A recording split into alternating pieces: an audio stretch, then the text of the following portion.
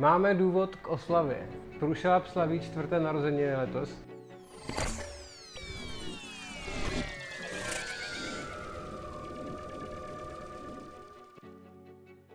Před 4 lety vlastně přišla myšlenka od Pepy Průši založit otevřenou dílnu, tak aby ta firma byla zpřístupněná veřejnosti a nějakým způsobem mohla nabídnout technologie a vzdělání. A za pár let se podařilo to, že jsme měsíčně měli okolo 100 členů aktivních a nám se ta komunita hezky rozšiřovala. Nicméně rozvinout dál se nám to potom nepodařilo, protože přišla první vlna pandemie a my jsme byli vystaveni tomu přemýšlet, jak slabě můžeme pomoci a jak vlastně ty prostory a tu kapacitu využít, protože jsme museli pro členy logicky zavřít. A jak možná víte, tahle ty prostory okolo mě se proměnily na produkční místo mnoha tisíců ochranných štítů.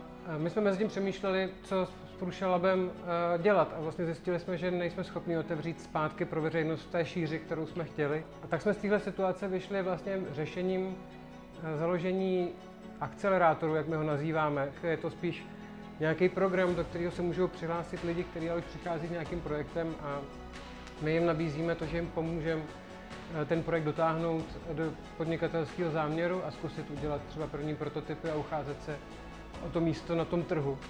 V tom jmenovaném akceleračním programu se nám daří nejenom uplatňovat znalosti tady našeho týmu v Průšelabu, ale vlastně zhodnocovat i to, že nad náma je tady 5 pater plných zajímavých lidí, odborníků, inženýrů, vývojářů a vlastně to směřovalo a stimulovalo mnoho dalších aktivit okolo Průšelabu, jako například pravidelné výzvy, které děláme se Signál Festivalem, podobně zaměřený, kde se snažíme postavit nový umělecké instalace. A tak jsme vlastně ty naše aktivity zahustili a více se zaměřili na tu profesionálnější pomoc a rozvoj těch technologických projektů.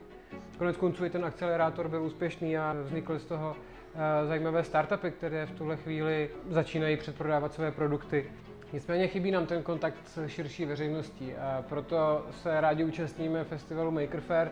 Zároveň přemýšlíme o tom, jak se opět otevřít veřejnosti. Máme zase otevřené členství, který ale je pořád jistým způsobem trochu omezený. Ale když se bavíme o tom, jaká je naše vize, tak bychom rádi se do budoucna vlastně zase rozrostli s tím i díky tomu, že firma hledá nový místo, nový sídlo, tak i my víme, že tam pro Průšelab bude větší prostor.